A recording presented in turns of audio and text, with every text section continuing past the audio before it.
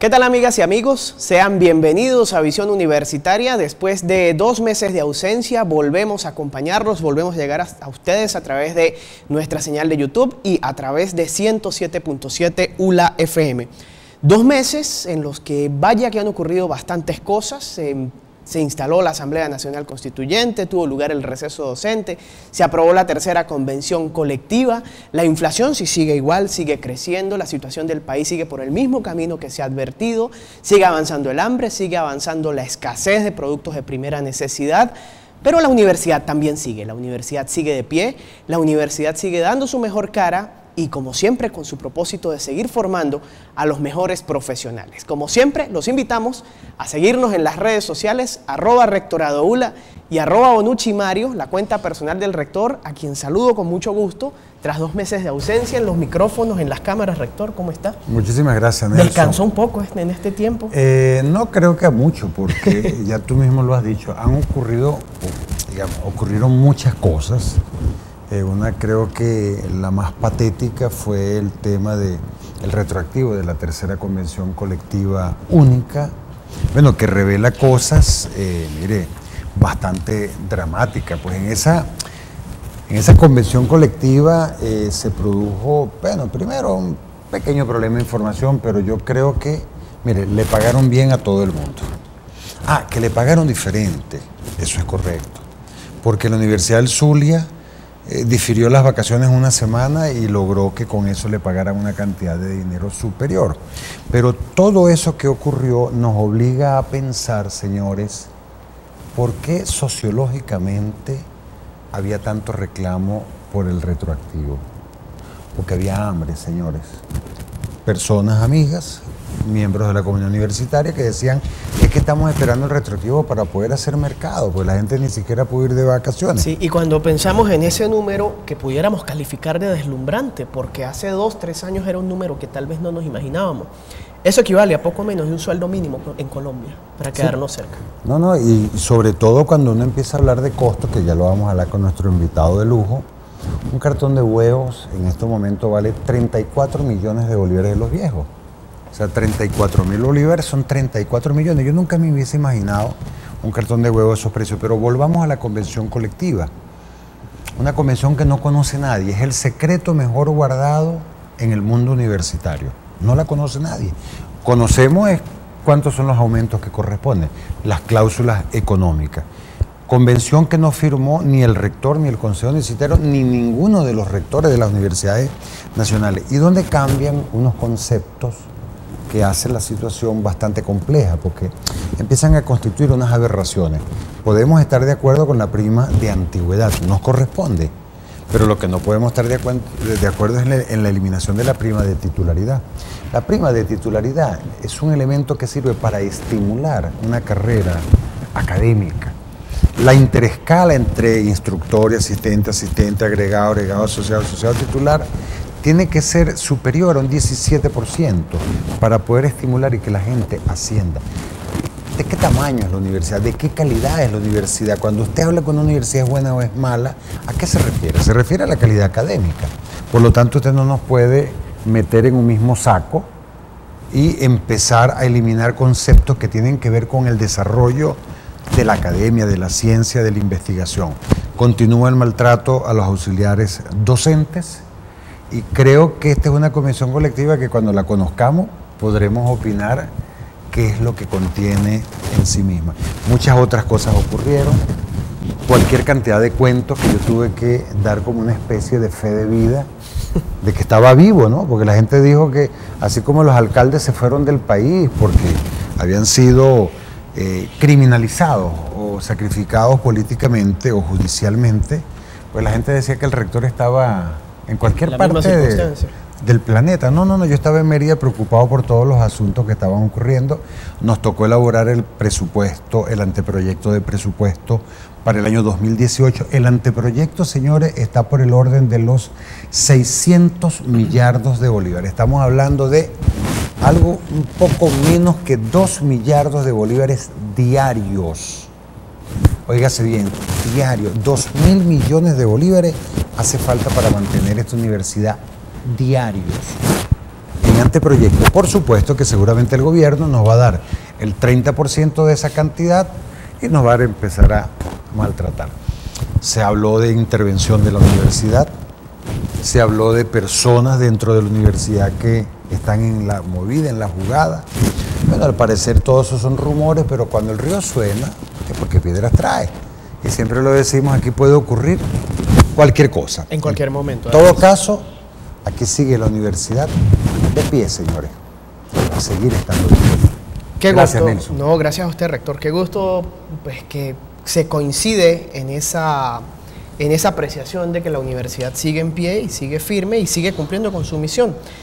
Una misión que pues cada día está más cuesta arriba y hemos visto una ciudad desolada en esta semana, primera semana de retorno a las actividades, y se habla ya de un ausentismo que preocupa en las diferentes facultades de la universidad. Pero fíjate, Nelson, la gente está lanzando cifras al voleo. La gente sí, me da la impresión. La gente habla, mire, un 50% de los estudiantes se fueron del país. No es cierto. Pero sí se han ido muchos. O sea, se han ido unos pocos y se están regresando.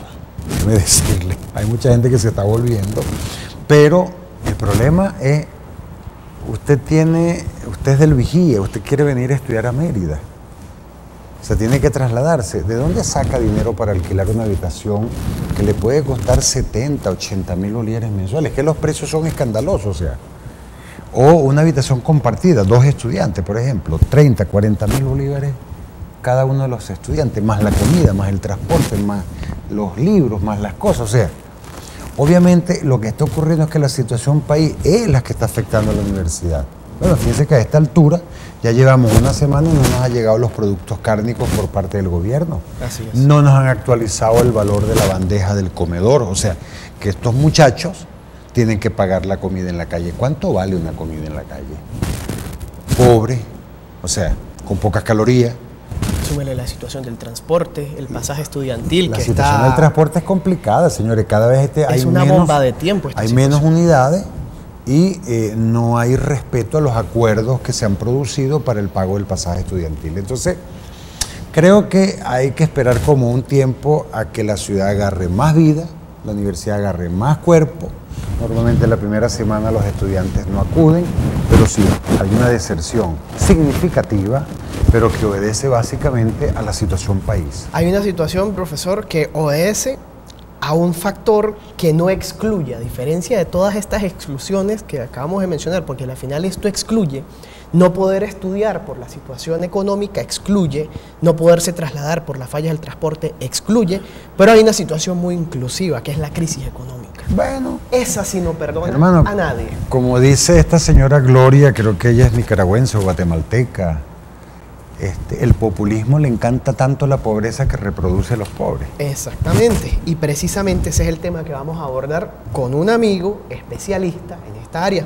Y le vamos a dar la bienvenida al profesor Alejandro Gutiérrez, coordinador del Consejo de Desarrollo Científico, Humanístico, Tecnológico y de las Artes, economista, y además de este tema que seguramente pues, nos va a dar bastantes luces sobre cómo enfocarlo. También es un momento oportuno para felicitarlo por su incorporación como miembro correspondiente estadal en el área de Artes, Letras, Humanidades y Ciencias Sociales a la Academia de Mérida. Eso va a ser este 20 de septiembre a las 4 de la tarde, si mal no recuerdo. A las 4 de la tarde. Están todos invitados. Silla número 12. Están todos invitados. No, este es miembro correspondiente estadal. Silla número 12 le da la bienvenida en su discurso. El mecanismo de la academia es que hubo unos individuos de número cuando se creó la academia. Y luego se nombraron los miembros correspondientes estadales, que son los que van a sustituir a los individuos de número cuando o salgan por alguna razón de la academia o pasen a mejor vida, ¿no? O a otra vida. Profesor, felicitaciones, qué gusto. Bueno, muchas gracias y muchas gracias por la invitación a este programa. Vale recordar además que el 24 de febrero del año pasado fue incorporado como miembro correspondiente nacional a la Academia Nacional de Ciencias Económicas, así que bueno. Yo creo que el invitado es de lujo, hermano. Nosotros con Alejandro podemos hablar de lo que usted quiera. Mire, podemos hablar de investigación. Es el hombre que conoce el tema de la investigación en la universidad. ¿Cuántos años no tiene en el CSH? podemos hablar del tema agroalimentario, porque eso es precisamente lo que más ha definido su trabajo de investigación. Podemos hablar de política, podemos hablar de economía, es economista, pero más economista montado que escribe. Mire, podemos hablar hasta del café que preparan en la cafetería, en la panadería de aquí a una cuadra. Podemos hablar de cualquier tema con Alejandro, sí, una persona muy versátil. Muchísimas gracias, Alejandro, por acompañarnos a nosotros en esta gestión. De verdad, felicitaciones por esa designación en la academia. Estoy seguro que todos nosotros, tus amigos y los universitarios, nos sentimos orgullosos porque sabemos que lo vales. O sea, la academia se está enriqueciendo con tu presencia en este momento. Muchas gracias, rector. Y bueno, yo debo decir que me siento muy cómodo en su gestión también, que me siento contento de estar colaborando con esta gestión en tiempos tan difíciles, ¿no? Bueno, hablemos entonces de la gestión en tiempos difíciles, un pequeño diagnóstico de cuál es ese país que tenemos en este momento como para... Sí. Yo quería, romper. Exacto, quería comentar que bueno, la situación la conocemos. Yo hablaba con el profesor antes de iniciar el programa, y hablar con un economista en este momento es como cuando uno se siente muy mal, muy quebrantado de salud. Uno sabe que está mal y va al médico para que le diga qué es lo malo que tiene. Algo así es hablar con un economista. En este momento uno, sin ser especialista, sabe que la situación es pésima, pero no es lo mismo que un especialista lo diga, profesor. Bueno, mira, Ricardo Hausmann, el economista venezolano de más prestigio internacional en este momento, dijo una frase que resume muchas cosas. Dijo que Venezuela es la catástrofe económica más grande que se ha habido en tiempos de paz en el mundo, en el planeta Tierra. ¿En qué consiste esa catástrofe? Se ha caído la producción. O sea, la riqueza que se genera en la economía todos los años, el Producto Interno Bruto por habitante de 2017 va a ser apenas 2/3 de lo que fue en 2013. Producto Interno Bruto es lo que define la riqueza de un país, de sus ciudadanos. Bueno, sí es una medición de riqueza, porque el Producto Interno Bruto lo que mide es el valor a precios de mercado de la nueva riqueza que se genera anualmente dentro de un territorio. O de la que se pierde si cae el Producto Interno Bruto. Claro, en este caso se está perdiendo. Nosotros tenemos 4 años consecutivos de caída del Producto Interno Bruto.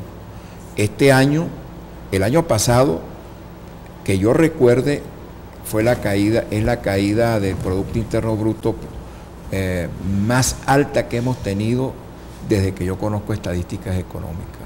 Fue 17%. Y este año los economistas estiman que la caída va a ser de 10-12%, pero en el 2014, 2015, la caída fue del 5,7%. Es decir, que venimos acumulando cada vez... Hay una caída sostenida. Una caída sostenida de la actividad económica, ¿no? Y el gobierno ha incurrido en un gasto excesivo y tiene un déficit fiscal que lo está financiando con emisión de dinero. Y dinero no necesariamente en billetes constantes y sonantes, porque ahorita tenemos escasez de billetes. O sea, ya no podemos hablar ni siquiera de una son depósitos electrónicos, son depósitos electrónicos. Pero esa emisión de dinero no tiene respaldo en bienes y servicios, ni en reservas monetarias internacionales. Entonces es un dinero del cual la gente quiere desprenderse inmediatamente, ¿no? Si yo le pregunto a la gente, aunque esté contenta o descontenta con el retroactivo, ¿qué hizo con el retroactivo? Bueno, pagar deudas probablemente, mercado. Y tratar de comprar algún alimento que pueda almacenar, a ver si le quedó para comprar alguna ropa para los útiles escolares de los muchachos que tenían que iniciar clases hoy. Es decir, la gente no quiere tener bolívares, y no quiere tener bolívares, ¿por qué? Porque su valor durante las 24 horas del día cae. La tasa de inflación del mes pasado, el mes de agosto, se estima que fue cerca del 34%. Eso quiere decir que cada día estamos perdiendo un punto, más de un punto porcentual de poder adquisitivo. La definición clásica de hiperinflación, que la estableció un economista inglés en los años 50, Philip Kagan, dice que hay hiperinflación cuando la tasa de inflación mensual es del 50%. Nosotros no estamos en el 50%, nosotros soñamos con pero nos estamos aproximando. Mensual, 50 mensual. Sí, 50% mensual, lo cual da más de 13.000% anual. Pero no crean que estas cifras pertenecen al mundo de la ficción. En Zimbabue se tuvo tasas de inflación anual. ¿Y qué tan lejos estamos? Más de 5 o 7 millones por ciento anual. Para que ustedes vean lo que sucede en una economía cuando se pierde el control. Nosotros estamos perdiendo el control, mejor dicho, se perdió el control de la economía y avanzamos rápidamente hacia una hiperinflación. Y la principal causa de esa hiperinflación a la cual nos estamos aproximando es la emisión de dinero sin respaldo. La inflación, hay muchas teorías de la inflación, pero si en algo los economistas en el mundo hemos tenido algún consenso es que la inflación es un fenómeno principalmente de orden monetario. ¿Qué resulta de qué? Resulta de los desmanes que hacen los gobiernos. Son los gobiernos los que generan la inflación, no son los comerciantes. Eso es como la fiebre, la puede estar generando, es una infección que usted tiene y tiene que combatirla con fuertes antibióticos, ¿no? La inflación es síntoma. Es un síntoma, no es enfermedad. Es un síntoma. Y si usted trata de combatirla con controles de precio, usted lo que está haciendo es lo mismo que hace cualquiera que tiene una fiebre muy fuerte. Le puso un pañito caliente. Y se pone una pastillita para que le baje la temperatura, pero no está atacando las verdaderas causas de esa fiebre que tiene. Y entonces, bueno, la causa fundamental en este momento es la emisión de dinero sin respaldo. Todos estos sueldos, todos estos aumentos de sueldos que los hace cada vez con más frecuencia, son cada 2 meses se están haciendo aumentos de sueldo. Y se aferra la idea, dice que lo harán cuantas veces sea necesario. Bueno, Venezuela es el único país donde la gente cuando aumenta el sueldo no se alegra ya. Ya sabe que la situación va a empeorar. Y efectivamente, ese aumento de sueldo, ¿con qué lo financia el gobierno? Si la actividad económica está cayendo y no puede cobrar más impuestos. Así es. Tiene cerrados los mercados financieros internacionales para obtener un financiamiento en dólares que lo pueda convertir en bolívares, y al menos está allí un respaldo en reserva monetaria con el cual se pueden hacer importaciones para aumentar la oferta de dinero. Profesor, me gustaría que abordáramos esto con más detalle. La Asamblea Nacional Constituyente, que se autodeterminó pues que van a resolver este problema, como lo han dicho muchísimas veces, anuncia la canasta, bueno, lo anunció el presidente en la Asamblea Nacional Constituyente: canasta de divisas, control de precios y traspaso de bonos de deuda del mercado de Estados Unidos a mercado asiático, o swap, como lo denominan. Parece, para el que escucha un poco, parece que es más de lo mismo. No hay una forma nueva de captar divisas, no hay un incentivo para la producción, no hay más allá de lo que se ha anunciado siempre. Vamos a hacer una pausa y al regreso conversamos de esto. Amigos, estamos conversando con el profesor Alejandro Gutiérrez, economista, precisamente sobre eso, sobre la situación económica nacional que viene en los próximos meses. No se vayan, ya volvemos acá en Visión Universitaria.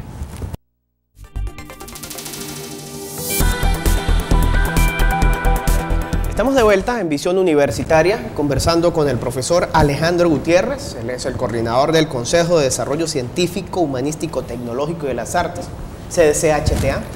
Es economista y, por cierto, se incorpora como miembro correspondiente estadal en el área de Artes, Letras, Humanidades y Ciencias Sociales a la Academia de Mérida este 20 de septiembre a las 4 de la tarde. Invitados todos a este acto. ¿Quién es, disculpe profesor, quién va a dar el recibimiento, el discurso de orden allí? El colega y amigo José Manuel Quintero Strauss, conocido popularmente en Mérida como Chachá. Chachá Quintero. Chachá Quintero. Ah, ok, bueno, ya lo saben. Chachá Quintero tiene una memoria prodigiosa, un poco para esas anécdotas sobre cuál fue la primera emisora, la primera panadería, el primer botiquín que hubo en Mérida. O sea, Chachá Quintero, extraordinario amigo. Y no precisamente en el término de botiquín de primeros auxilios. No, para nada. No es la primera vez que entrevistamos al profesor Alejandro Gutiérrez acá en Visión Universitaria, y recuerdo una frase que además he utilizado mucho, y es que en economía siempre se puede estar peor. Una frase que él utilizó en algún momento. Continuando un poco con la metáfora, con la comparación con la salud, el profesor explicaba que cuando un cuerpo, un ser humano está muy enfermo, pues se muere y ya. Con un país no pasa lo mismo, y no pasa con la economía. La economía y un país siempre puede estar peor.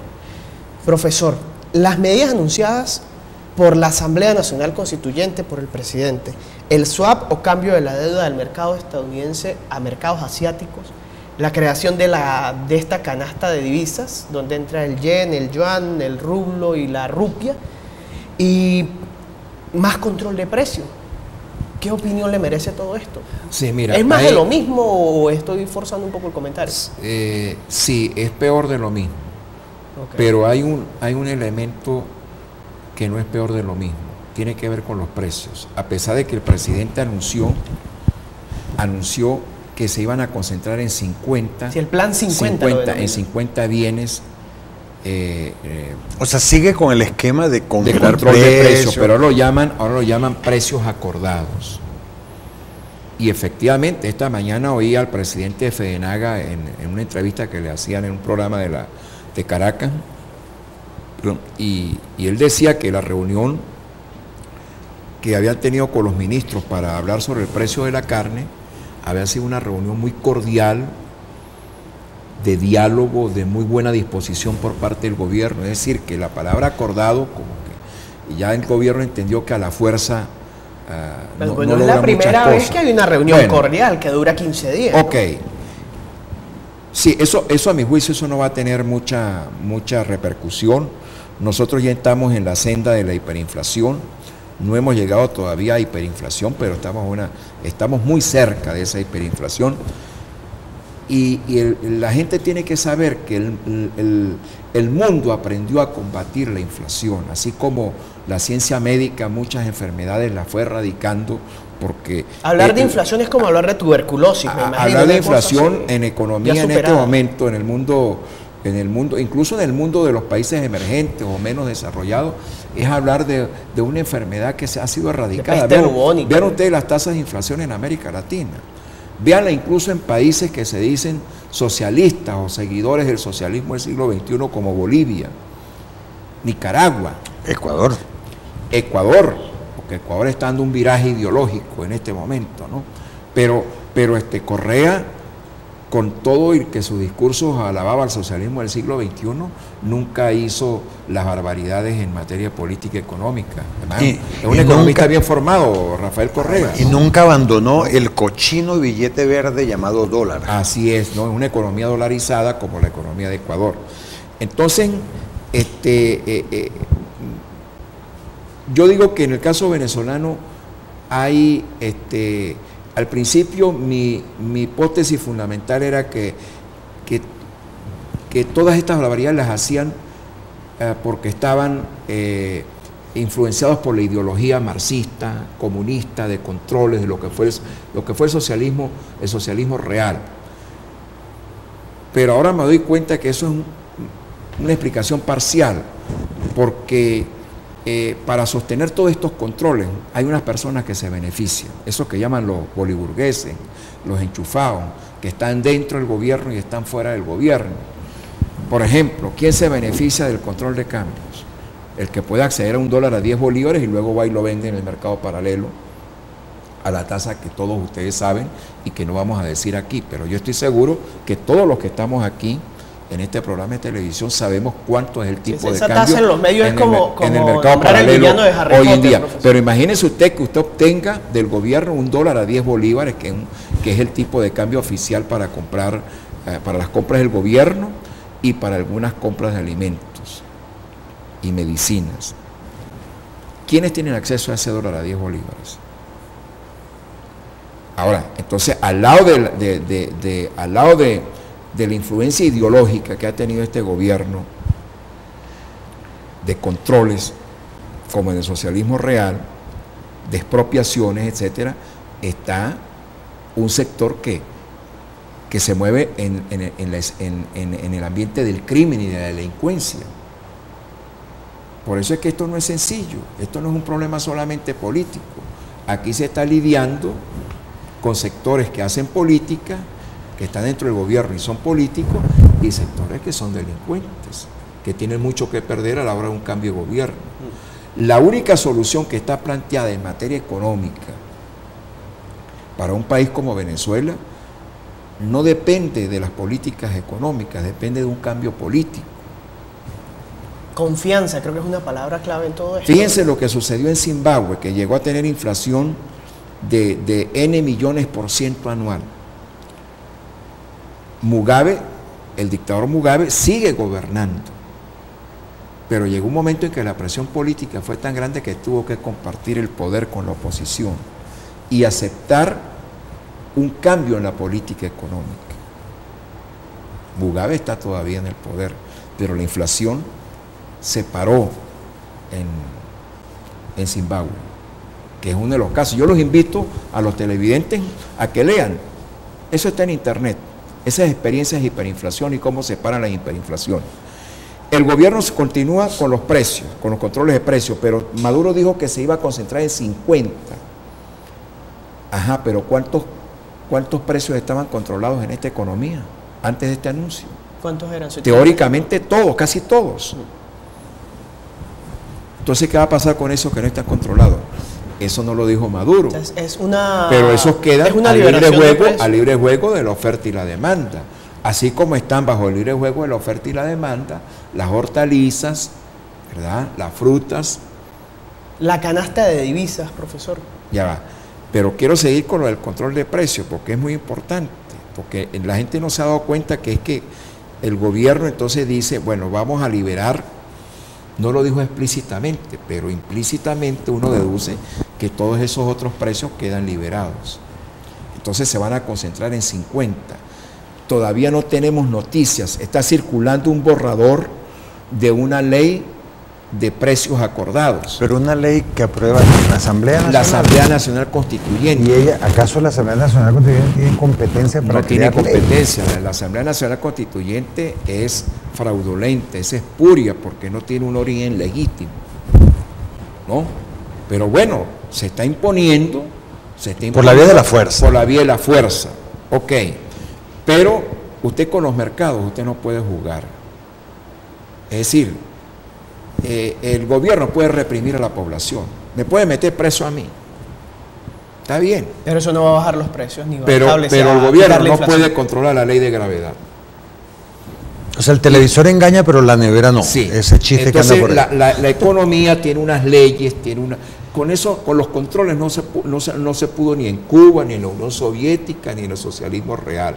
Siempre los mercados paralelos empiezan a funcionar. En economía nosotros decimos que cuando el Estado empieza a controlar precios y lo fija por debajo de aquel precio que existiría si dejáramos las fuerzas del mercado, la oferta y la demanda, operar, se va a producir una escasez, un exceso de demanda. Entonces parte de la oferta se va hacia un mercado negro. Y eso es lo que sucede. Usted puede regular, usted puede ponerle ahorita a los huevos, puede ponerle el precio que el gobierno quiera, pero si se lo pone por debajo de los 32.000 bolívares a lo que se está vendiendo, los huevos van a desaparecer del mercado y los vamos a comprar 50.000, 60.000 bolívares. Y surgirá una nueva. Y usted verá el control de precios sobre la leche en polvo. ¿A cómo estamos comprando la leche en polvo? En el caso de Cuba siempre se utilizaron. ¿Usted ha visto colas para comprar papas, para comprar zanahoria, para comprar frutas? No, porque allí no hay control de precios. Okay. Allí, y esos precios están fluctuando de acuerdo con la fuerza Profesor, del mercado. la canasta de divisas, que nos quedan 5 minutos. Voy con lo de la canasta de divisas. Bueno, mire, primero el gobierno anunció eso y todavía no sabe exactamente qué es lo que va a hacer. Así como yo antes de venir para este programa tuve una conversación telefónica con un funcionario de un organismo internacional que opera en Caracas, que tiene que cambiar los dólares que le envían, tiene que cambiarlo a bolívares. ¿Dónde los cambiaba? En la subasta del DICOM. El DICOM está suspendido actualmente. Entonces, las embajadas en Caracas, todos los organismos internacionales que hacen vida aquí en Venezuela, no tienen bolívares. Y las embajadas están con los dólares, con los euros, pero no tienen bolívares porque esto está paralizado, ¿no? Ahora, ok, vamos a suponer que el gobierno va en el petróleo que le vende a China, aparte le van a pagar en yuanes, o las empresas rusas van a traer rublos, etcétera. Primero que nada hay que entender que las transacciones en el mercado mundial de bienes y servicios se hacen en un 80% aproximadamente en dólares y en euros. Hasta esos países en dólares y en euros. que tienen las el divisas yuan, que se quieren usar, la rupia, como China. El yuan, la rupia y el rublo, todos tres juntos no llegan a 5% de las transacciones comerciales mundiales. Ahora, supóngase que usted empieza a operar este mercado y usted va y le da, entrega bolívares y le dan rublos o le dan yuanes. Pero usted va a traer un caucho que lo va a importar de Ecuador, No tiene que pagar en dólares. o de Brasil. Ajá, entonces, ¿qué va a hacer usted con los yuanes? Dice Ecuador, no, a mí me pagas en dólares, a mí no me vas a pagar en yuanes. Entonces usted tiene que ir con esos yuanes a ver cómo consigue dólares. Y el costo de hacer la transacción va a aumentar. Tiene ¿no? valor. ¿No? Va a aumentar si alguien se los cambia. Entonces eso va a generar todavía más problemas para realizar las pocas importaciones que estamos haciendo. Pues déjeme decirle que entre el 2012 y el 2017 ha caído en alrededor del 80% de las importaciones. Pero, y la producción nacional está cayendo. Y esa es la escasez que hay también. Y ahorita Venezuela tiene que pagar un servicio de la deuda externa o tiene que pagar la alícuota de la... Desde ahora, desde septiembre hasta diciembre, tiene que pagar 4.000 millones de dólares. ¿Y tendrá con qué pagarlos? Aparentemente no tiene con qué pagarlos. Está buscándolos, pero tiene cerrados los mercados financieros internacionales. Profesor, ¿cuáles son las consecuencias de un default? Que aquí se habla mucho de eso, de bueno, un embargo. ahora, ellos pueden ir a vender bonos en el mercado europeo y asiático. El problema es que esos bonos, el riesgo país de Venezuela es muy elevado, el riesgo de default, de no pagar, es muy grande. Entonces la tasa de interés, el descuento al que se va a tener que vender ese bono es muy grande, porque el mercado norteamericano para nueva deuda está cerrado, salvo que se trate de emisión de nueva deuda para comprar alimentos y medicinas, que el gobierno pudiera emitir nueva deuda, pero tiene que ser aprobada por la Asamblea Nacional, no la que constituyente, es el órgano, por no la la Asamblea constituyente, Nacional. sino la Asamblea Nacional que elegimos en diciembre del 2015, que es la que reconocen los organismos financieros y los mercados financieros internacionales. Profesor, en conclusión, como legítimos. El panorama no es alentador. El panorama no es alentador. Este año es un año en donde empeoramos con respecto a 2016 y 2015, que fueron años muy malos. Empeoramos económicamente. Ahora, Empeoramos. ¿cómo influye esto políticamente? Porque eso pareciera ser que es la conversación del día. Bueno, lo que dicen todas las encuestas de opinión pública es que el gobierno sigue muy mal en la opinión pública, que el gobierno puede perder cualquier elección, puede perder hasta todas las gobernaciones si se hacen elecciones y no hay un fraude. Eso es lo que dicen todas las encuestas de opinión. ¿Qué le queda a la población? A la población lo que le queda es ejercer sus derechos democráticos. Ventana que nos abran para ejercer esos derechos democráticos, hay que ejercerlos. Yo no creo en el abstencionismo. Creo que es una actitud errada. De manera tal pues que yo invito a todos los televidentes y radioescuchas de este programa a que vayan a votar en las elecciones del 15 de octubre por el candidato de su preferencia, por el candidato que garantice algún cambio y algún respeto por los derechos humanos y por los derechos civiles de los venezolanos. Profesor, encantados como siempre conversar con usted. Como siempre nos queda el tiempo corto, rector. Sí, hombre, bueno, pudiéramos hablar horas y horas. Todo esto tiene un impacto en nuestras universidades. No deje de reflexionar sobre ello, así como la inseguridad nos está desmantelando la universidad. aquello que ocurre afuera, que el gobierno no tenga recursos o que el gasto público sea tan elevado, que la inflación sea tan... Bueno, como empezamos el programa, hablar del retroactivo de la Convención Colectiva Única, ¿por qué el desespero por recibir el dinero? No deje de reflexionar sobre el impacto que va a tener en esto y estoy seguro que ello le va a ayudar a tomar la mejor decisión, que no puede ser otra que votar, señores, ejercer el derecho al sufragio este 15 de octubre.